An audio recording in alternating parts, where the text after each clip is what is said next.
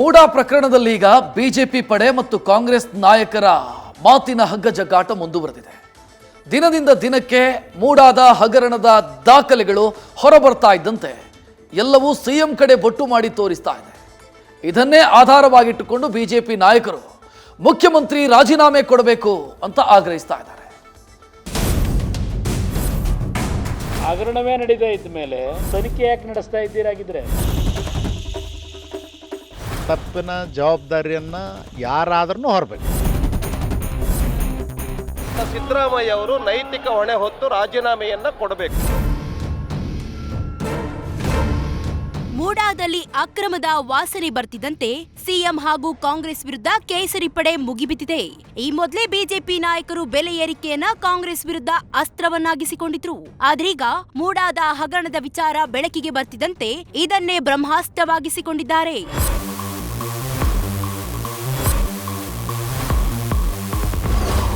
ಮೂಡಾ ಹಗರಣ ವಿಚಾರ ಕಾಂಗ್ರೆಸ್ ವಿರುದ್ಧ ಮೈತ್ರಿ ಸಮರ.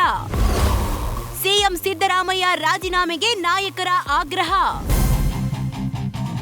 ನಿನ್ನೆ ತಾನೇ ಸಿಎಂ ಸೀಟಿಗಾಗಿ ಟವಲ್ ಹಾಕಿ ಕುಳಿತವರಿಂದ ಮೂಡಾ ಹಗರಣ ಹೊರಗೆ ಬಂದಿದೆ ಎಂದು ಹೇಳಿಕೆ ಕೊಟ್ಟಿದ್ದ ಕೇಂದ್ರ ಸಚಿವ ಎಚ್.ಡಿ. ಕುಮಾರಸ್ವಾಮಿ ಇವತ್ತು ವಿಶೇಷ ಹೆಲಿಕಾಪ್ಟರ್ನ ಕತೆ ಹೇಳಿದ್ದಾರೆ. ಹಗರಣವೇ ನಡೀತಾ ಇದ್ದ ಮೇಲೆ ಯಾರೋ ಅಧಿಕಾರಿಗಳನ್ನ ಇಟ್ಕೊಂಡು ತನಿಖೆ ಯಾಕೆ ನಡೆಸ್ತಾ ಇದ್ದೀರಾಗಿದ್ರೆ? ವಿಶೇಷ ಹೆಲಿಕಾಪ್ಟರ್ನಲ್ಲಿ ಹೋಗಿ ಯಾವ್ಯಾವ ದಾಖಲೆಗಳನ್ನು ತುಂಬ್ಕೊಂಬಂದ್ರಿ ಮೂಡಾ ಕಚೇರಿಯಿಂದ, ಮೂಡಾದಿಂದ ಅವರ ಜಲದರ್ಶಿನಿವರೆಗೆ ರೆಡ್ ಕಾರ್ಪೆಟ್ ಹಾಕಿ ಅವ್ರನ್ನ ಕರೆಸ್ಕೊಂಡು ಮೂಡಾ ಅಧಿಕಾರಿಗಳು ಪಾಪ 14 ಸೈಟ್ ಕೊಟ್ಟಿದ್ದಾರೆ. 14 ಸೈಟ್ನ ಏನೂ ಹಗರಣವೇ ತಪ್ಪೇ ಮಾಡಿಲ್ವಂತೆ. ಇವ್ರ ಸ್ವಂತ ಜಮೀನಂತೆ.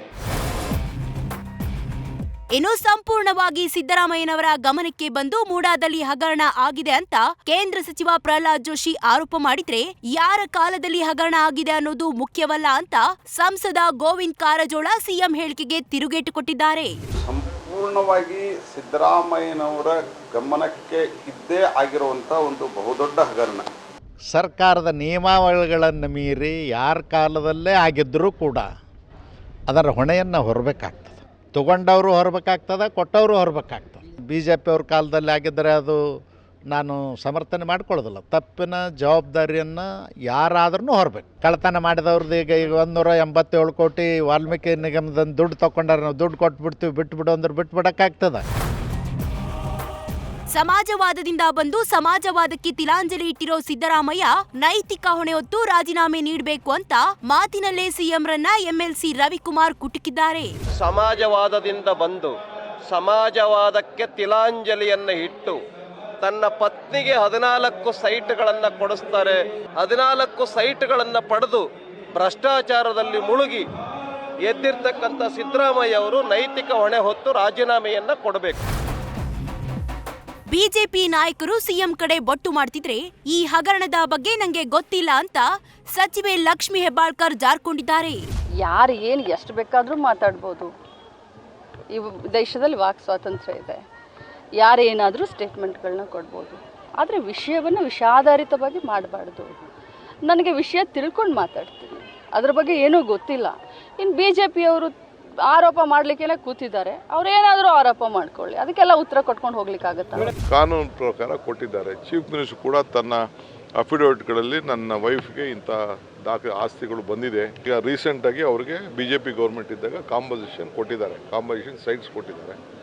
ಏನು ಕೊಡಬೇಕು BDA ರೆಸಲ್ಯೂಷನ್ 550-50 ಏನೋ ಮಾಡ್ಕೊಂಡಿದ್ರಂತೆ. ಈಗ ನಮ್ಮಲ್ಲೆಲ್ಲ 60-40 ಇದೆ. BDAಲಿ 60-40 ನಮ್ಮಲ್ಲಿ ನಾವು ಮಾಡೋದು. ಅಲ್ಲಿ 50-50 ಕೊಡ್ತಾ ಇರ್ಬೋದು, ನಾನು ಇಲ್ಲ ಅಂತ ನಾನು ಹೇಳೋದಿಲ್ಲ. ಅದರ ಪ್ರಕಾರ ಕೊಟ್ಟಿದ್ದಾರೆ. ಒಂದ್ ಕಡೆ ಮೂಡಾ ಪ್ರಕರಣವನ್ನ CBIಗೆ ಕೊಡಬೇಕು ಅಂತ ಆಗ್ರಹ ಮಾಡ್ತಿದ್ರೆ, ಇದೇನು CBIಗೆ ಕೊಡುವಂತ ಕೇಸ್ ಅಲ್ಲ ಎಂದು ಸಿಎಂ ಸಿದ್ದರಾಮಯ್ಯ ಹೇಳ್ತಿದ್ದಾರೆ. ಹಗರಣ ಇಟ್ಕೊಂಡು ಸಿಎಂ ಹಾಗೂ ಕಾಂಗ್ರೆಸ್ನ ಬಿಜೆಪಿ ಬೆನ್ನತ್ತಿರೋದು ಸತ್ಯ. News first bureau.